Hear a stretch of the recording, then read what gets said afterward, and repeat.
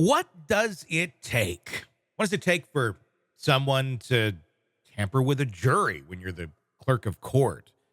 Maybe you don't know you're doing it. Maybe you're just being folksy and talking a little bit. But what does it take then to have your son supposedly, allegedly being charged with wiretapping?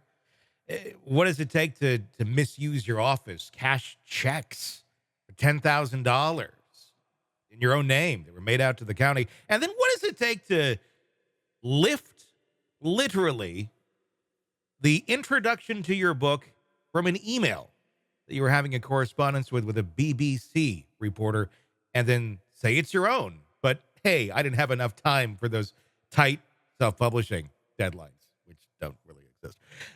Here to discuss all of that, Robin Dreeke, retired FBI special agent. A lot of weird behavior here, but it is certainly a trend of behavior, an arc of behavior, as we like to say. So I can't say I'm too surprised that Becky Hill plagiarized her book, but at the same time, it's like, how dumb are you? The best thing that ever happened for the defense is Becky Hill. Yes, yes. Everybody She on any defense would want a Becky Hill as their clerk of Oh court. my gosh. I mean, I don't know the law well. I just know the law enforcement side of things. Mhm. If they don't get a retrial, I'll be shocked. Yeah. She totally undermined the entire thing. She continues to do so. She has zero credibility because she continues to give more data points on that arc. In other words, there's nothing deviating from her doing wrong things. No. There's no right things that she's doing that they're highlighting. Granted, I know we're seeing the 5-minute highlight reel of her life, and it's the 5-minute miss highlight reel of her life we see. And there's other beautiful things I'm sure she did as a human being. But the only thing that matters in front of a jury is this. Yeah. And plagiarism, yeah, we're not surprised, are we? Because she's got a pattern of breaking the law and breaking the rules. Yeah. And there you go, just another one. Jeez, There, it's great. there doesn't seem to be a lot of shock to any of this. I guess it's just the whole at the beginning when we heard the references to her possibly influencing some of the jury members. The first thing we heard is, "Oh, but she's such a nice person. She's a great lady, but she's such a good person." Is she? I mean, how many people hide behind that sort of a veil when they're really up to nefarious things that they think no one will ever notice or get caught for? It's really fascinating. And we all encounter people in our lives that we give a pass to because they're kind people, they're Mhm. generous people. They create a halo effect around them. And I think she's got a lifetime of doing that. And I'm sure up until this point, that kindness that others have seen in her, I don't know her, and all we see is what we're seeing from her 5-minute life highlight reel, is that she's well liked until she's not. And this is just causing immense tragedy. So she's got a lifetime of reps of using her influence abilities of kindness to get what she wants. Mhm. And it's and this is the most thing.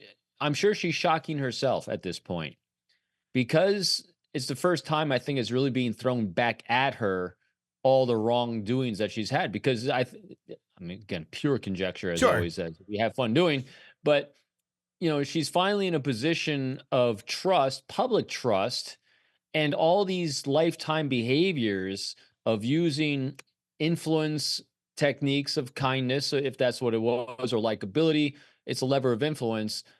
You can't do that in a position of public trust because it's all just about being pragmatic about the job that you have and executing that job on behalf of the court. And it's incongruent with what's going on. I mean, and that's the interesting thing is that likability factor that she seems to hide behind for so long. And again, we are just seeing the 5-minute miss highlight reel right now, but it seems like the more we dig into that box of highlight reels, the more we're finding a lot of not so good highlights. It really does make you start to wonder here. Okay, yes, this is the Murdaugh trial we're talking about, one of the most high profile trials in the country, but there's been many others too that have gone through that courtroom where she has been the clerk of court for. At some point, I'm wondering, Probably very much dependent on what happens here at the end of January with the evidentiary hearing. Is are they going to have to go look back at everything else he's been involved in as well? Because this has been very much the arc of behavior, a congruent arc of behavior for this one case. I would assume the likelihood of it being similar in other cases to be pretty high. Yeah, whatever else she touched. I mean, people have interacted with her in her life will be doing, a damage assessment on their own life and the things that she's touched, without a doubt. And it speaks to just just what Murdoch did himself. It's really funny that you were seeing the behaviors that he exhibited and his family of the likability, and likability is a great thing to have. We all want people that are likable in our lives until it flips and it's used then for power and control. And that's where likability goes to manipulation. Hmm. That's the road that this seems to be on in this whole region down there, is that Murdoch used that likability. I mean, I've heard from I know people that know him, and they were shocked that knew him years ago, Hmm. because that wasn't the kind of guy he was years ago, because it shifted, as we've seen in politicians, people in power, because they got to those positions because they're likable a lot of Hmm. times. And then, you start falling in love with your own voice. You think you can get away with things. And then you get these little gray areas. And then everyone around you gives an echo chamber of, oh, yeah, you're still a great guy. And then you include people in your cabal of wrongdoings. And so you start echoing each other's thoughts until it's just a Yeah. unbridled disaster. I mean, is that how we get this sort of atmosphere where it's this toxic culture that's there of the folksy likability?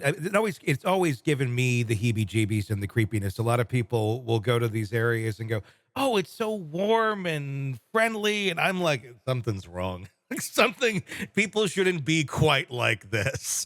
But I guess this kind of proves that point sometimes that no matter how likable or nice and folksy you are, I mean, it seemed that it was a culture of being and having that affability to yourself, but at the same time, everybody's trying to manipulate each other for whatever they want, and it's not always the same thing.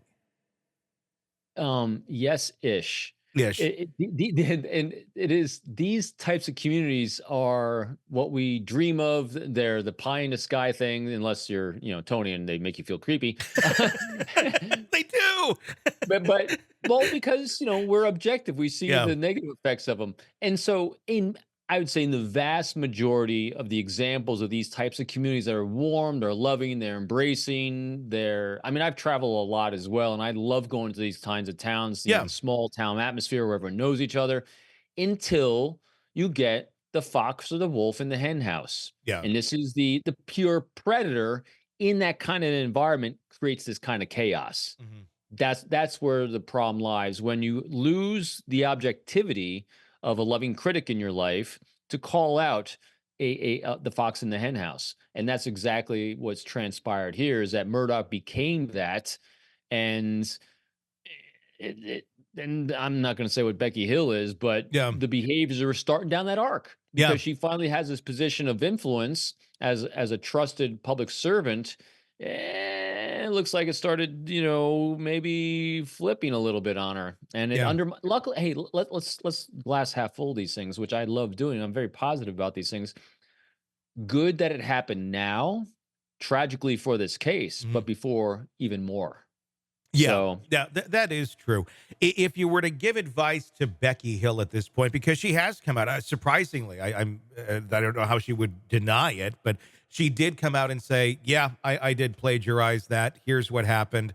Uh, Seemingly thinking it's a valid excuse. I mean, it's clearly like you knew what you were doing was wrong.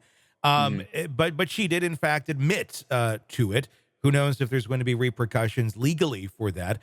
But going forward, what advice would you give Becky Hill as this evidentiary hearing comes up and the fingers and the microscope continues to be pointed directly in her direction? This is really plain and simple. Own it. No.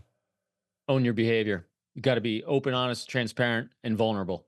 That's the only way you garner trust back. And yeah, it's going to be devastating, I think, to prosecution. There's Mhm. no doubt. But you got to own that behavior, because if you at the end of the day, and we've talked about this across every single case, at the end of the day, the public needs to have trust. That's why they call it the public trust in our organizations, institutions, and our legal system. Mhm. The only way to have that is to have open, honest communication, transparency, and vulnerability of the people in that system. Because if we feel they're biased, if we feel they're have their thumb on the scale, if they're doing it for private gain, not the public trust, the entire system gets undermined. The only way to inspire trust in others is those human behaviors. And so you own that behavior. You're right. I did it. I was wrong. Kind of like, and I'm saying kind of like she did with the plagiarism thing, except she still played herself as the victim of the publisher. They Yeah. put an unreal deadline on me. It wasn't my fault that I was a bad person. No, no, no. I made it. So here's another way to say it. You're right. I made a very bad choice. Mhm. I was completely wrong. I regret my actions, and if I so basically she also has to say I I I shouldn't have waited till I was caught to admit I was wrong. Yeah. Yeah. No, no, yeah, without a doubt. It's gonna be interesting to continue to watch where this goes, especially later in the month with the, evidentiary I'm hearing. gonna Yeah. I'm gonna add one more here, Yeah. Tony. As I was thinking about this, Yeah. I love doing the thought experiments on Yeah. the fly. You know where she could gain great credibility in Sure. this entire process? She should come forward with something else proactively before it's discovered. Hopefully, there is nothing else, Yeah, but when you wouldn't think so, huh? yeah, yeah, but judging by the arc of behavior, there's probably something else. There's something else. May or may not be related to this case, Yeah. but related to things in her life. Mhm.